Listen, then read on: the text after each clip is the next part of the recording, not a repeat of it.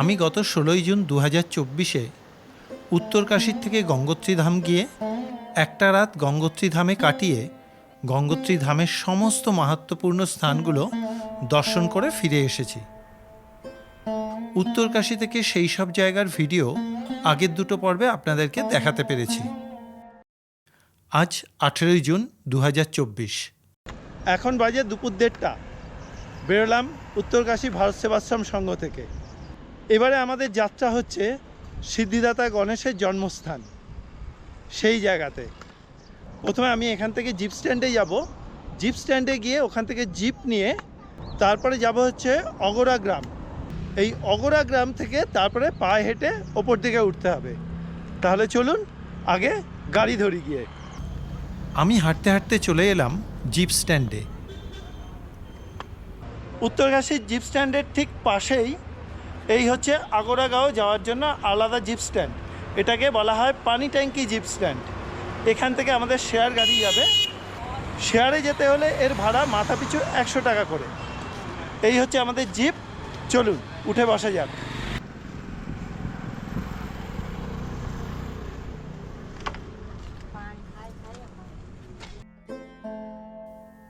ঠিক ৩টের সময় গাড়ি ছাড়ল। আগোডা গ্রাম যাওয়ার জন্য এটাই কিন্তু শেষ শেয়ার গাড়ি। এখানে সকাল ১১টা থেকে দুপুর ২টোর মধ্যে শেয়ার গাড়ি পাওয়া যায়। এরপরে যেতে চাইলে ২০০০ টাকা দিয়ে গাড়ি রিজার্ভ করতে হবে। উত্তরকাশী থেকে কিছুটা দূরেই রয়েছে ঘাঙ্গরিতে অসিগঙ্গা আর ভাগীরথী নদীর সঙ্গম। আজ আমরা চলেছি এই অসিগঙ্গা নদীর উৎপত্তিস্থল পার্বতী সরোবর দর্শন করতে। আকাশে খুব মেঘ করেছে, টিপটিপ করে বৃষ্টি পড়ছে। গাড়ি তো এগিয়ে চলেছে পাহাড়ি পথে, খুব সরু রাস্তা। এরপরে আমরা অসিগঙ্গা নদীর ওপরে ব্রিজ পেরিয়ে বাঁদিকে সঙ্গম চটির রাস্তা ধরলাম। বাঁদিকের অসিগঙ্গার পাশ দিয়ে আমাদের গাড়ি এগিয়ে চলল। এই গাড়িতে আজ আমাদের যেতে হবে ২১ কিলোমিটার দূরে। মাঝে একটা জায়গায় এসে গাড়িটা দাঁড়ালো। শেয়ার গাড়ি, তাই মাঝে মাঝে একটু দাঁড়ায়। কিছু পরে আবার চলা শুরু। তখন আমাদের চোখের সামনে চারিদিকে সবুজের সমারোহ। তার মাঝখান দিয়ে সরু হয়ে কালো দাগের মতন রাস্তা চলে গেছে সামনের দিকে। এখন বুঝতে পারি পাহাড়ি লোকের চোখে চশমা সাধারণত দেখা যায় না কেন। এত সবুজের মধ্যে থাকলে চোখ তো স্বাভাবিকভাবে ভালো থাকবেই। আগোডা গ্রাম পর্যন্ত আমাদের সঙ্গী এই বাদিক দিয়ে বয়ে চলা অসিগঙ্গা নদী। জানলাম এখন এখানে জল খুবই কম, কিন্তু বর্ষার সময় তখন এই অসিগঙ্গা অনেক বেশি ভয়ঙ্কর হয়ে ওঠে।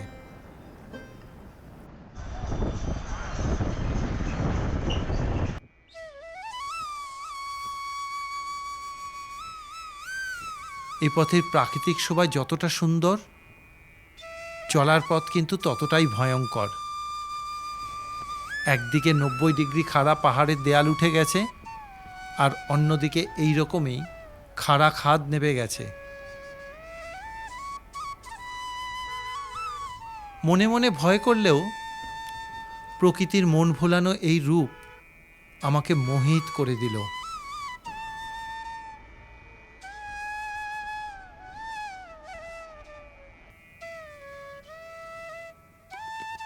এইভাবেই প্রকৃতিকে উপভোগ করতে করতে একের পর এক পাহাড়ি গ্রাম ছাড়িয়ে এগিয়ে চললাম। আমরা যাব এ পথের একদম শেষ গ্রাম আগোডা গ্রামে। পথের প্রতিটা বাঁকে বাঁকে হিমালয়ের সৌন্দর্য নতুনভাবে অনুভব করছি। সত্যি আমি বোধহয় স্বর্গরাজ্যের পথেই চলেছি। আমার তো মন তাই বলছে।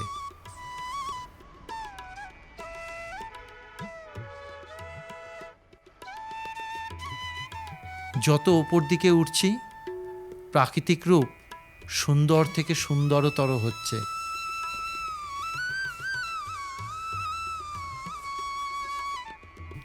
যদিও মাঝে মাঝে খুব বিপজ্জনক রাস্তা পেরিয়ে আমাদের যেতে হচ্ছে,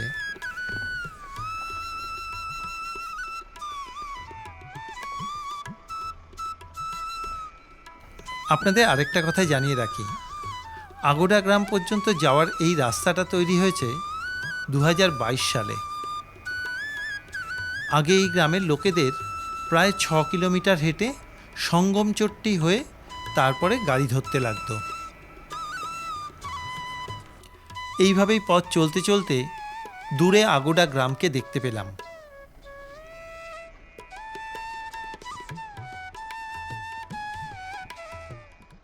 উত্তরকাশী থেকে 2 ঘন্টা গাড়িতে চলার পর এসে পৌঁছলাম আগোড়া গ্রামে।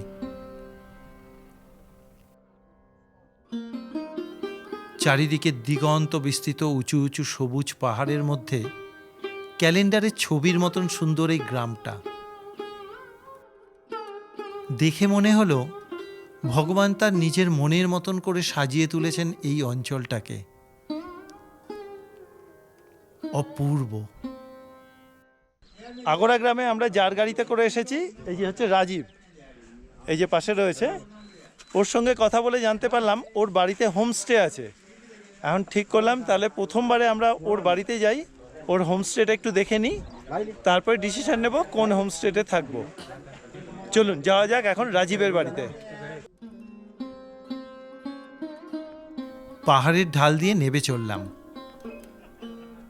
চলার পথে দুই দিকে চাষের ক্ষেত।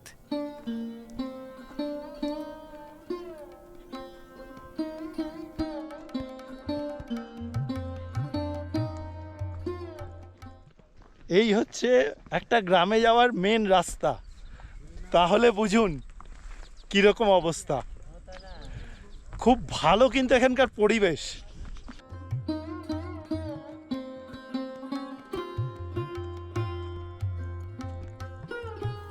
আমরা ঢালু পথ দিয়ে নেমে চললাম গ্রামের দিকে।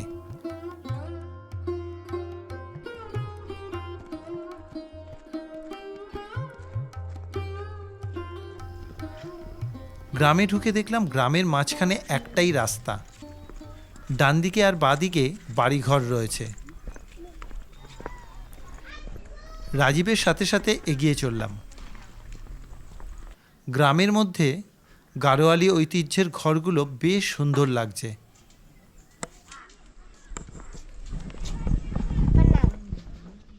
प्रणाम। तुम्हारा नाम क्या है? हिंदी नहीं समझते, अब बोल दीजिए। अरुण नहीं, उनको गढ़वाली में बोल दीजिए। बोल रे, बोल आरो लेवल में बोल। গ্রামের একটা ছোট্ট শিশু, সে দেখা হওয়া মাত্রই দুটো হাত জোর করে প্রণাম বলল। অবাক হয়ে গেলাম এদের আতিথেয়তা দেখে। চলুন সামনে যাই। যাওয়ার পথে অবাক দৃষ্টিতে তাকিয়ে থাকা সরল মুখগুলো দেখে কথা বললাম। क्या नाम है? रचित। क्या कौन क्लास में पढ़ते हो? 5। वाओ। और तुम्हारा रोनित। कौन क्लास में पढ़ते हो? 4। আবার এগিয়ে চললাম। সামনের রঙিল বাড়িটা রাজীব বলল ওটা ওদের বাড়ি। আমি ওদের বাড়ির দিকে চলতে থাকলাম।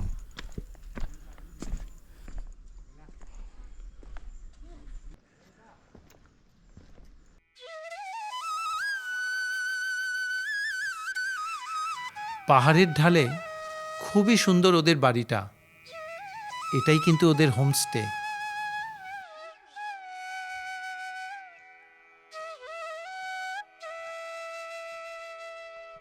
ওর হোমস্টের নাম হচ্ছে বুড়াস হোমস্টে।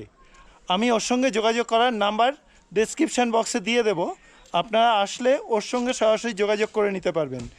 এমনি আপনি গাড়ির ফ্যাসিলিটিটাও পাবেন, একদম উত্তরকাশী থেকে এই পর্যন্ত আসা, এবং তার সঙ্গে ওর হোমস্টেতেও থাকতে পারবেন। ঢুকে পড়লাম আমাদের ঘরে। দেখলাম পরিষ্কার পরিচ্ছন্ন একটা ঘর। আধুনিক সমস্ত ধরনের সুবিধাসহ রয়েছে অ্যাটাচ টয়লেট। দেখলাম ভেতর দিকে আরও ঘর আছে, গ্রুপ করে আসলে কোনো অসুবিধা হবে না।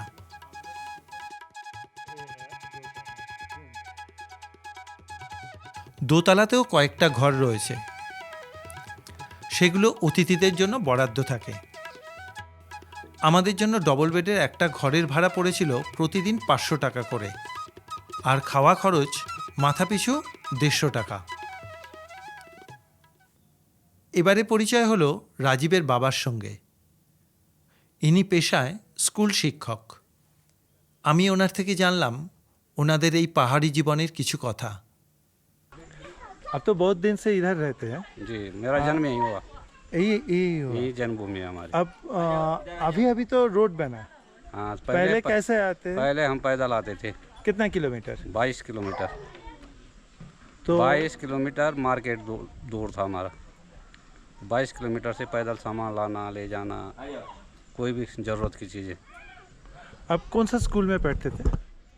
मैं मेरी प्राथमिक शिक्षा यहीं गांव के प्राइमरी स्कूल में हुई, और उसके बाद अपर प्राइमरी यहाँ से 7 किलोमीटर दूर गए हम अपर प्राइमरी में। एवरीडे जाना आना? डेली आना जाना 14 किलोमीटर पर डे।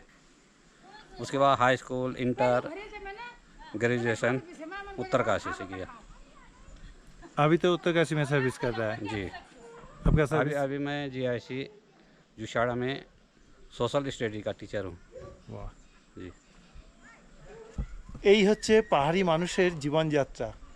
সেখানকার মানুষরা কতটা পরিশ্রম করে পড়াশোনাটা চালাতে হয় সেটা আপনি শুনতেই পারলেন। প্রতিদিন 14 কিলোমিটার হেঁটে স্কুল করা আমাদের কাছে না অকল্পনীয়। এনারা সেটা করে আজকে এখানকার কমিউনিকেশন অনেক ভালো হয়েছে, কিন্তু এইভাবে পড়াশোনা করে আজকে উনি টিচার। সত্যি এটাই হচ্ছে শিক্ষার গুণ। উনি শিক্ষিত হয়ে আজকে উনি ওনার পরিবারের পরবর্তী জেনারেশনকে সবাইকে শিক্ষিত করতে পেরেছেন। বাহ। আসার পরেই চা দিয়ে দিয়েছেন ওনারা। সত্যি এদের আতিথেয়তা প্রশংসার দাবি রাখে। আমিও গরম গরম চা হাতে নিয়ে বিকেলটা উপভোগ করলাম। ए राजीव का बेटा? और दोनों बेटा? ए राजीव का बेटा? बोलो हाय, बोलो हाय हाय हाय। একটু পরে রাজীবের ছেলের সঙ্গে আমার বন্ধুত্ব হয়ে গেল।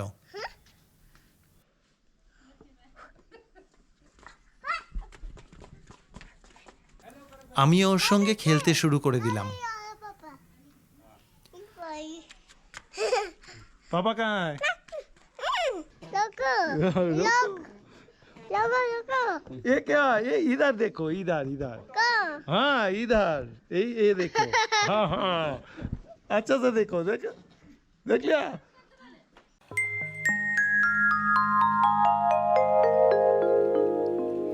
দেখতে দেখতে পশ্চিম আকাশে সূর্যদেব অস্ত যাওয়ার পথে। আমিও তাড়াতাড়ি করে বেরিয়ে পড়লাম গ্রামটা ঘুরে দেখব বলে। এখানকার অনেক বাড়ির চাল কিন্তু খুব পাতলা পাতলা পাথর কেটে কেটে তার স্ল্যাব দিয়ে তৈরি করা। কিছুক্ষণ পরেই বুঝতে পারলাম এখানকার মানুষজন কতটা শান্ত এবং অতিথিপরায়ণ। এনাদের জীবনযাত্রা উদ্যতহীন, অধিক চাহিদাবিহীন, অতি সাধারণ অথচ সচ্ছল। এখানকার মানুষজনের জীবনযাত্রার সঙ্গে আমাদের জীবনযাত্রার যে কতটা পার্থক্য আমি এখানে এসে কিন্তু সেটা বুঝতে পারছি। এতদিন শুনেছিলাম যে আপার হিলের মানুষজন খুব সাধারণ জীবনযাপন করে, আজকে আসতে পেরেছি এই রকম জায়গায়, সত্যিই সেটা কিন্তু অনুভব করছি। প্রতিটা মানুষের মুখে প্রাণ ভরা হাসি লেগে রয়েছে। कौन क्लास में पढ़ते हो? मैं यूकेजी। वाह। स्कूल कितना दूरी पर है? स्कूल कहाँ है थोड़ा ही तुम्हारा? है थोड़ा ही है। थोड़ा ही है। ছোট ছোট বাচ্চাগুলোকে দেখে তাদের সঙ্গে গল্প করতে করতে এদের নিষ্পাপ প্রাণবন্ত মুখগুলো আমার ছোট বয়সের কথা মনে পড়িয়ে দিল। तुम्हारा नाम क्या है? अदिति। अदिति। कौन क्लास में पढ़ते हो? फर्स्ट। क्या? फर्स्ट। वाह।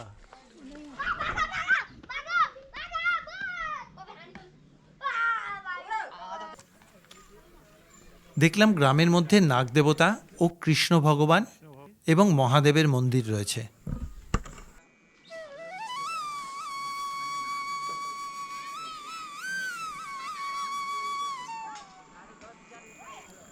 এবারে চারদিকটা ভালো করে ঘুরে বেরিয়ে চলে এলাম হোমস্টেতে। তখন দেখি রান্নাঘরে রাজীব এবং রাজীবের স্ত্রী রাতের খাবার তৈরিতে ব্যস্ত। আমিও রান্নাঘরে ঢুকে গল্প জুড়ে দিলাম।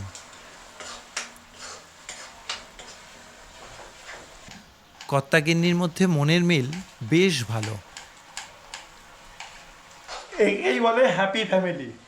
হাজব্যান্ড ওয়াইফ দুজনে মিলে পুরো ব্যবস্থাটাকে সামলাচ্ছে। রাজীবের 2 সন্তান সহ রাজীবের বাবা মাকে নিয়ে ওদের মোট 6 জনের সুন্দর পরিবার। এনারা মাত্র 2 ঘন্টার মধ্যেই আমাদের কতটা আপন করে নিয়েছে। দেখতে দেখতে সন্ধ্যা নেমে এলো। রাতে আমরা সবাই মিলে রাতের খাবার ভাত, রুটি, রাজমা ডাল, সবজি একসঙ্গে বসে গল্প করতে করতে খেয়ে নিলাম। রাতের খাবার এসে গেছে, এবার রাতের খাবারটা খেতে হবে, কারণ পাহাড়ি মানুষ সবাই কিন্তু তাড়াতাড়ি খাওয়া দাওয়া করে শুয়ে পড়েন। এখন বাজে রাত্রি 9টা, তাও আজকে দেরি হয়ে গেছে। আজকের মতন ভিডিও আমি এখানেই শেষ করছি।